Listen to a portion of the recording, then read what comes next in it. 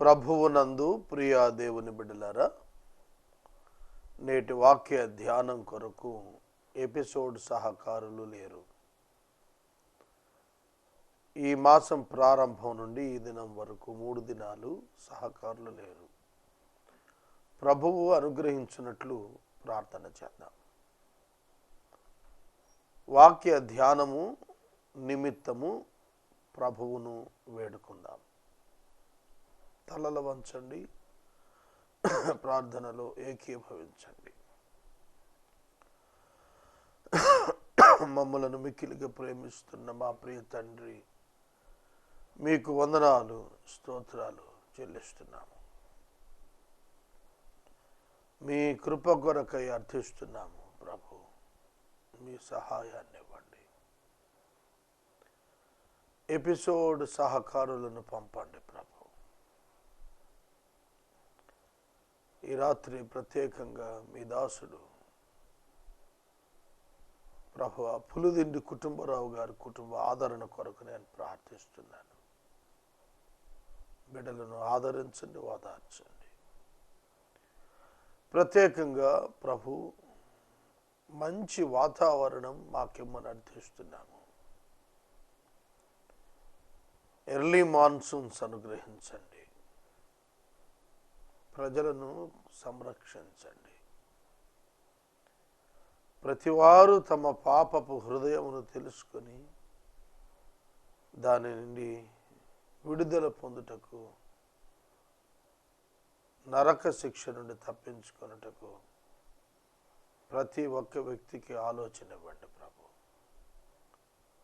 విశ్వాసులైన వారు తగిన స్థాయిలో జీవించుటకు కృపనివ్వండి. నేటి వాక్య ధ్యానం మాకు దీవెనకరంగా ఇవ్వండి. యేసు నామమున ప్రార్థన చేస్తున్నాము తండ్రి, ఆమేన్. ప్రభువునందు ప్రియా దేవుని బిడ్డలారా, మీ పరిశుద్ధ బైబిల్ గ్రంథాన్ని తెరవండి. మత్తయి సువార్త 9వ అధ్యాయము మీ ఎదుట ఉంచుకోరండి. 9వ అధ్యాయంలో పలు సంఘటనలు మత్తయి వ్రాసి ఉంచాడు. 37 వచనాలున్నాయి. ఈ 37 వచనాలు కూడా యేసుక్రీస్తు ప్రభువు ఈ లోకములోనికి వచ్చిన కారణం పాప క్షమాపణ ఇచ్చుటకు అధికారము కలిగిన వాడై ఈ లోకానికి ఆయన వచ్చాడు అనేది చెబుతున్నాడు. తన ప్రజలను తమ పాపముల నుండి ఆయన విడిపించును. మత్తయి 1:21. అందుకే ఆయన పేరు యేసు, రక్షకుడు. పాపాలను క్షమించాలి. దేవుడే పాపాన్ని క్షమించే అధికారం గలవాడు. ఆయన నరావతారిగా ఈ లోకానికి వచ్చాడు. ఆయన మానవునికి ప్రత్యామ్నాయంగా సిలువలో మరణశిక్ష భరించాడు. మానవునికి విడుదలనిచ్చాడు. కావున ఈ అధ్యాయం అంతా కూడా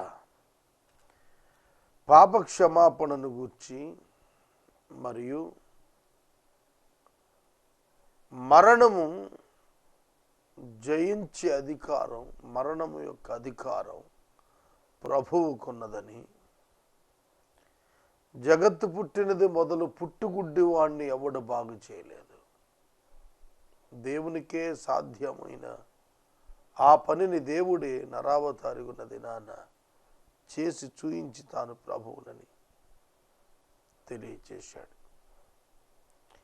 ఆయన పరిచర్యలో అనేక మందిని స్వస్థపరిచి దురాత్మ పీడితులను బాగు చేసి సువార్త పని కొరకు సేవకులను సిద్ధం చేశాడు. ఇది మనకు 9వ అధ్యాయంలో కనిపించే దృశ్యం. మొదటి వచనం నుండి 8వ వచనం వరకు ఉన్నటువంటి వాక్య భాగం మార్కు సువార్త 2వ అధ్యాయంలో కపెర్నహూములో ఉన్నటువంటి వాక్య భాగం సరిపోలుతున్నాయి. కపెర్నహూమును యేసు తన పట్టణంగా ప్రజలు గుర్తించేటట్లుగా చేశాడు. తరువాత ఆయన దోణి ఎక్కి సముద్రము దాటి తన పట్టణములో ప్రవేశించగా, మనం 8వ అధ్యాయములో చూసినప్పుడు ఆయన కొండ మీద నుండి దిగి వచ్చుట ప్రారంభం కనిపించింది. ఈ సిరీస్ ఆఫ్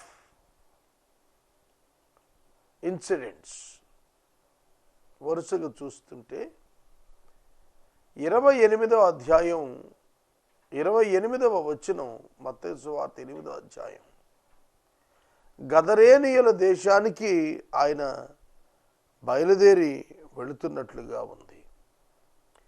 18వ అధ్యాయంలో అవతల దరికి వెళ్ళాలని, గదరేనీయుల దేశం వెళ్ళాలని, కోర్సా పట్టణానికి పోవాలనే ఆజ్ఞ ఆయన ఇచ్చాడు.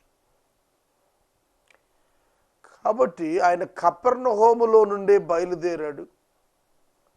కపెర్నహూము నుండి సముద్రము, గలిలీ సముద్రం దాటి గదరేనీయుల దేశానికి వెళ్ళాడు. వెళ్ళి అక్కడ దయ్యము చేత పీడించబడుతున్న 2 వ్యక్తులను ఆయన బాగు చేసి మరలా తిరిగి వెనుకకు వచ్చాడు. తన పట్టణము కపెర్నహూముకు వచ్చాడు. యేసు జీవించిన 33.5 సంవత్సరాలు భూమి మీద నరావతారిగా, చివరి 3.5 సంవత్సరాలు ఆయన నరునిగా, ఆయన దేవుని సేవలో పాల్గొన్న విధానం, దైవ కుమారునిగా నరునిగా ఆయన పాల్గొన్న విధానంలో ప్రతి సంఘటన అనుదినము అపూర్వమైనటువంటిదే. ప్రతి అడుగు, ప్రతి మాట దైవ సంకల్పితం. తన చిత్తం ఏమీ లేదు. ఆయన తిరిగి వచ్చాడు, పట్టణంలో ప్రవేశించాడు, తన ఇంట ఉన్నాడు. మార్కులో అయితే తన ఇంట ఉన్నట్టుగా ఉంది. అది పేతురు అత్తగారి ఇల్లుగా భావిస్తారు. అది ప్రభువుకి ఇచ్చేశారు ఉండటానికి. ఇదిగో జనులు పక్షవాయువుతో మంచము పట్టిన ఒకని ఆయన యొద్దకు తీసుకుని వచ్చారు. యేసు వారి విశ్వాసాన్ని చూశారు. కుమారుడా, ధైర్యంగా ఉండు, నీ పాపాలు క్షమించబడినవని పక్షవాయువు గలవానితో చెప్పాను. 2వ వచనం చాలా గంభీరమైనటువంటి వచనం. దీనిలో చాలా పాఠాలు ఉన్నాయి. ఇదిగో జనులు, and behold, some people brought to him a paralytic lying on a bed. And when Jesus saw their faith, he said to the paralytic, take heart, my son, your sins are forgiven. Are forgiven. గుర్తుపట్టండి, present టెన్స్లో చెబుతున్నాడు. జనులు యేసు నొద్దకు రోగులను తీసుకురావటం సాధారణమైపోయింది. అయితే ఈ యొక్క సన్నివేశంలో కొందరు, some people brought to him, ఇతరులు తీసుకొచ్చారు. చూడండి, చైతన్యం వచ్చిందన్నమాట అక్కడ. ఆ పక్షవాయువు గలవాని కుటుంబం తీసుకురాలా, some other people brought him. ఎవరో తీసుకొచ్చారు. చూడండి, ఇందులో మనకు ఒక సందేశం కనిపిస్తుంది. యేసు నొద్ద స్వస్థత దొరుకుతుందనే సమాచారం తెలుసుకున్న ప్రజల్లో ఎటువంటి చైతన్యం వచ్చిందంటే, తమ సొంత మనుషులనే కాదు, ఇతరులను కూడా ఆయన యొద్దకు మోసుకొని వస్తున్నారు. ఆయన వారిని అనుమతిస్తాడనే ధీమా, విశ్వాసం. ఆయన స్వస్థపరుస్తాడు అనేటువంటి ఆశ, నిరీక్షణ, దానితో ప్రభు యొద్దకు ఆ వ్యాధిగ్రస్తుని తెచ్చారు. ఆ వ్యాధిగ్రస్తుడిని ప్రభు యొద్దకు తెచ్చినప్పుడు యేసు వారి విశ్వాసాన్ని చూశాడు. రోగి యొక్క విశ్వాసం కాదు, రోగిని తీసుకుని వచ్చిన వారి విశ్వాసాన్ని చూచాడు.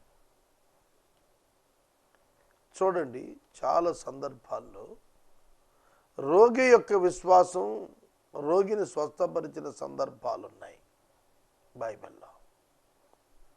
అమ్మా, నీ విశ్వాసము గొప్పది, నీ విశ్వాసం నిన్ను స్వస్థపరిచింది అన్నాడు రక్తస్రావం గల వారికి, ఆ స్త్రీకి.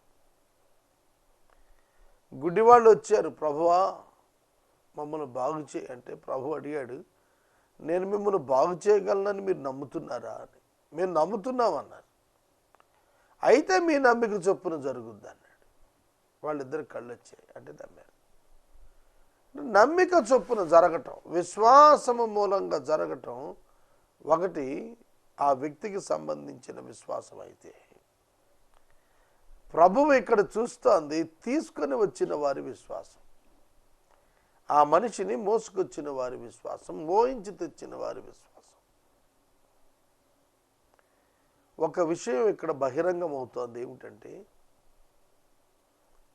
మనం మనకు సంబంధించిన వారికి ఆరోగ్యం కావాలని కోరుకోవటమే కాదు, ఈ మనుషులు బయట వారైనా ఆ వ్యక్తిని తీసుకుని వచ్చారు కనుక ఇతరుల అనారోగ్యము పట్ల ప్రభువునొద్దకు తీసుకుని వచ్చి బాగు చేయించాలనే తపన ఆ వ్యక్తులు కనపరిచినట్లే, you should take interest for others also.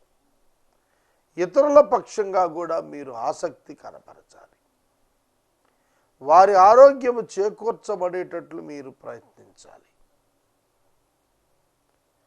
చాలా సందర్భాల్లో యేసుక్రీస్తు ప్రభువు దగ్గరకు తెచ్చిన విషయాలను మననం చేస్తున్నప్పుడు ఒక అవగాహన వస్తుంది. ప్రభువునొద్దకు తీసుకొచ్చారు, స్వస్థత వచ్చింది, అయితే వైద్యుల దగ్గరికి తీసుకెళ్ళచ్చా అనేటువంటి ఒక భావన వస్తుంది. అర్థమవుతుందా? అక్కడ పజిల్ ఏమిటంటే దేవుడా వైద్యుడా. కొంతమంది దాన్ని అర్థం చేసుకోక విశ్వాసం అని అట్లా నుండిపోతున్నారు. ఈ దినాల్లో దేవుడు స్వస్థపరచువాడు, సందేహం లేదు. వైద్యులను ఇచ్చినది ప్రభువే. రోగి కొరకే కదా వైద్యుడు అన్నాడు ప్రభు. కనుక వైద్యుడిని దేవుడిచ్చాడు, వైద్యుని వద్దకు తీసుకెళ్ళాలి, వైద్యం చేయించాలి. క్రైస్తవ్యం వైద్యానికి వ్యతిరేకం కాదు. Bible is not against to the treatment.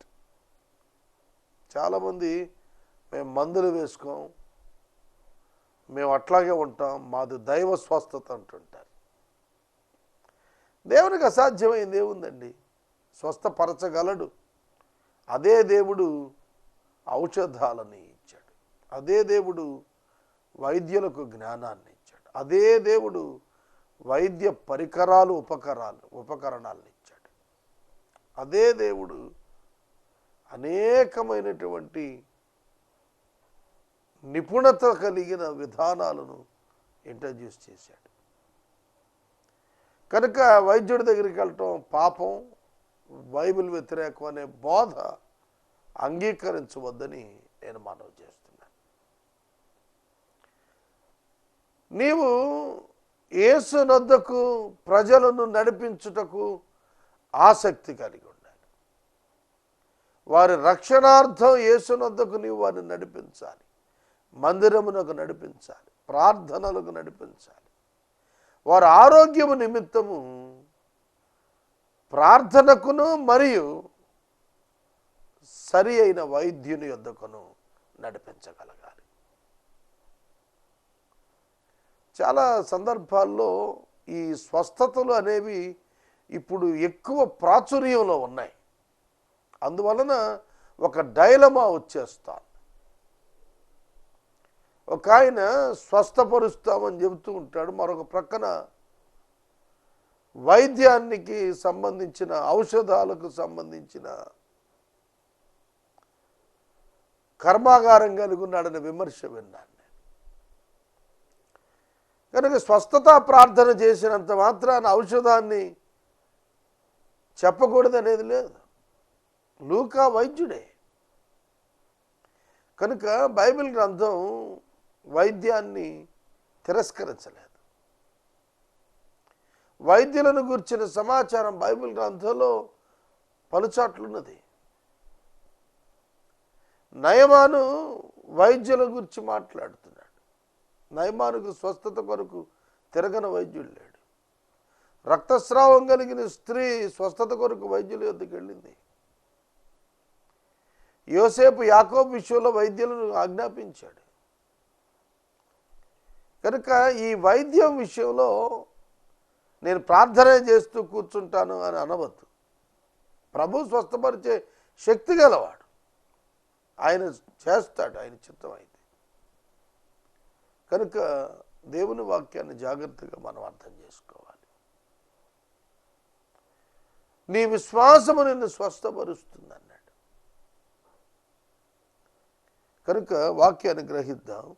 పక్షవాయువు కలిగిన ఆ వ్యక్తిని ఆ మనుషులు యేసు నొద్దకు మోసుకొని వచ్చారు. యేసు వారి విశ్వాసాన్ని చూచాడు. ఆ విశ్వాసం చూచి ఆయన అబ్బురపడ్డాడు, సంతోషపడ్డాడు.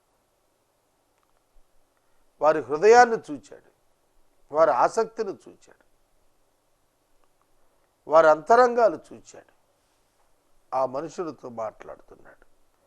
కుమారుడా అని పిలుస్తూ ధైర్యంగా ఉండు అన్నాడు. కుమారుడనే పిలిచాడు. ఒకవేళ అతడు యూదుడై ఉంటాడు. కుమారుడా ధైర్యంగా ఉండు, నీ పాపములు క్షమించబడినవని పక్షవాయువు గలవానితో చెప్పాను. యేసుక్రీస్తు ప్రభు మాట్లాడుతున్న మాటల్లో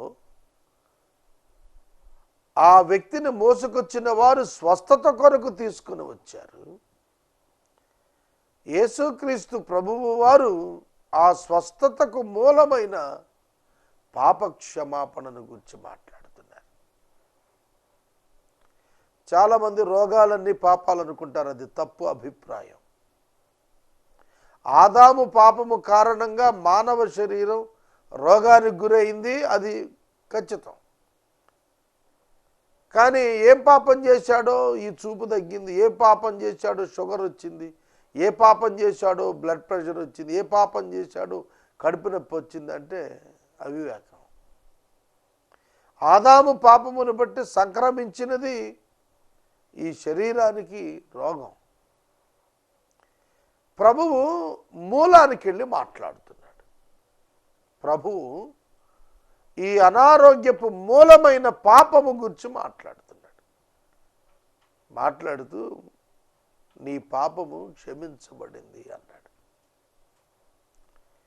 పాపము క్షమించబడిన వెంటనే స్వస్థత వచ్చేస్తుందని కాదు. నేనున్నాను, నాకు కొన్ని వ్యాధులు ఉన్నాయి, బ్లడ్ ప్రెషర్ ఉన్నది కదా అని చెప్పి నేను పాపిని అంటానికి కుదరదు. ఎందుకంటే నేను క్షమించబడ్డాను. నేను పాపం చేశాను కనుక బ్లడ్ ప్రెషర్ వచ్చింది కాదు. మానవుడు అందరూ పాపం చేశారు, దేవుడు అనుగ్రహించి మహిమను పొందలేక ఉన్నారు. ఆదాము యొక్క పాపమును బట్టి మానవ జీవితాల్లో అనారోగ్యం కూడా సంక్రమించింది. As the result of the sin of Adam. కనుక నీ పాపాలు క్షమించబడ్డాయి. మొదట ఆత్మరక్షణను గురించి మాట్లాడుతున్నాడు. యేసు తన ప్రజలను తన పాపముల నుండి విడిపించటానికి, తన ప్రజలు, అందుకే కుమారుడా అన్నాడు. అతని పాపం నుండి అతను విడిపించాలి మొదట. కనుక కాన్సన్ట్రేషన్ మొట్టమొదట స్వస్థత మీద కంటే యేసు హృదయ స్వస్థత మీద పెట్టాడు. శారీరక స్వస్థత కంటే హృదయ స్వస్థత ప్రాధాన్యం.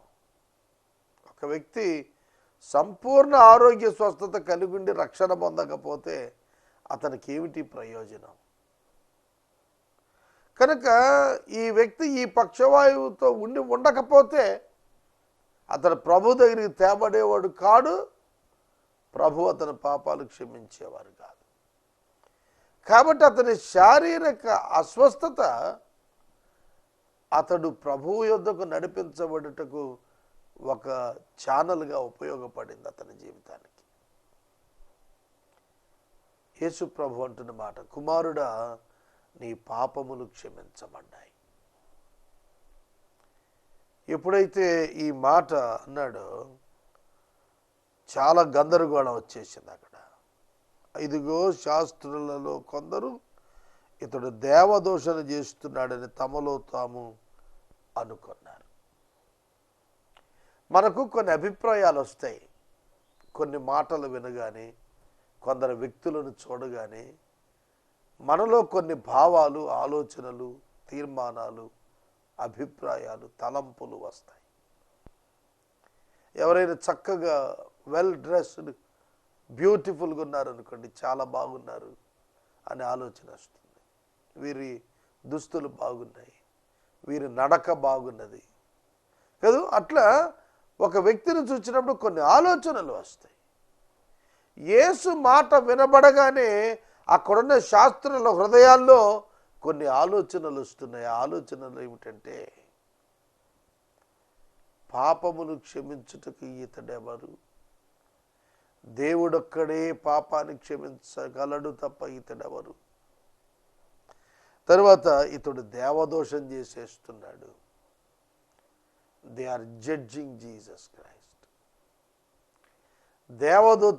దేవదోషణ చేస్తున్నాడు ఇతడు. వారి హృదయాల్లో ఆలోచనలు యేసు పసిగట్టాడు. అర్థమవుతుందా? ఎన్ని పాఠాలు ఉన్నాయండి ఇందులో. ఒకటి, పాపాలు క్షమించే అధికారం దేవునిదే. దేవుని కుమారుడు యేసుక్రీస్తు అధికారం కలిగి ఉన్నాడు, దేవుని చేత అనుగ్రహించబడి ఉన్నాడు.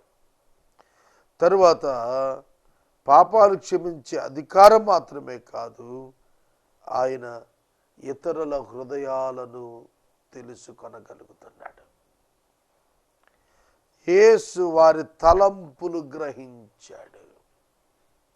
మనం ఊహిస్తాం, ఆయన గ్రహించాడు. మన ఎదుట ఉన్న వ్యక్తులు ఏం తలస్తున్నారో అని ఊహిస్తాం.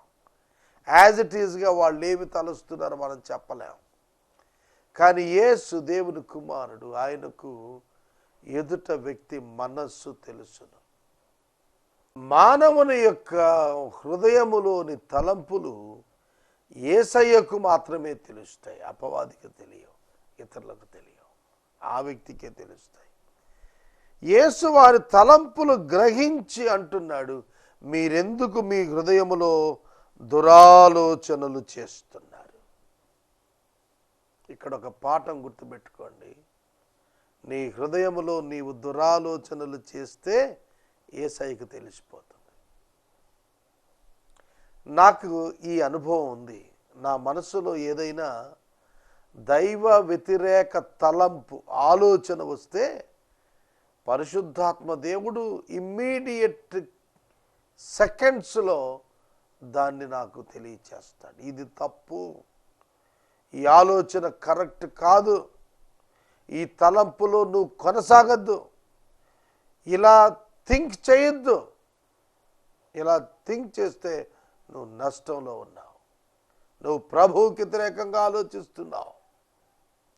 నా అంతరంగంలోనే క్షణంలో వ్యతిరేక్తమైనటువంటి శబ్దం వినపడుతోంది.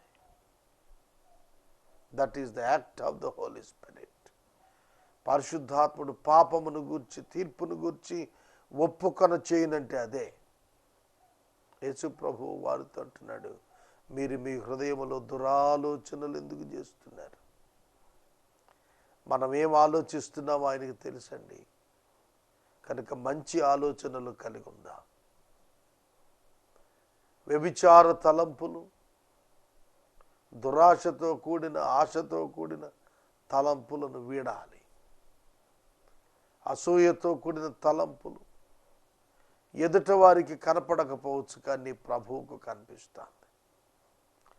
నిన్ను చూస్తే ప్రభు అసహ్యించుకునేటట్లుగా ఆలోచించద్దు. నీ పనులు ప్రజలకు కనిపిస్తాయి, కానీ నీ పనుల వెనక నీ తలంపులు దేవునికి కనిపిస్తాయి. కనుక నీవు తప్పించుకొనలేవు. నీ తలంపులను కూడా ఆయన చూస్తున్నాడు. ఆయనకు మరుగై లేవు, ఆయన వింటున్నాడు. మీరేలా మీ హృదయములో దురాలోచనలు చేస్తున్నారు. యేసుకు వ్యతిరేకంగా వాళ్ళు చేస్తున్న ఆ ఆలోచన ఆయన పసిగట్టాడు. చెప్పాడు, నీ పాపములు క్షమించబడి ఉన్నాయని చెప్పుట సులభమా, నీవు లేచి నడువుమని చెప్పుట సులభమా? రెండు ప్రశ్నలు. నీ పాపాలు క్షమించబడ్డాయి అని చెప్పటం సులభమా? 32వ సంకీర్తనలో ఒక మాట వ్రాశాడు కీర్తనకారుడు. తన అతిక్రమములకు పరిహారము నొందినవాడు, తన పాపములకు ప్రాయశ్చిత్తము నొందినవాడు ధన్యుడు అన్నాడు. కనుక ఎవరు ధన్యుడు? పాపక్షమాపణ పొందిన నరుడు ధన్యుడు.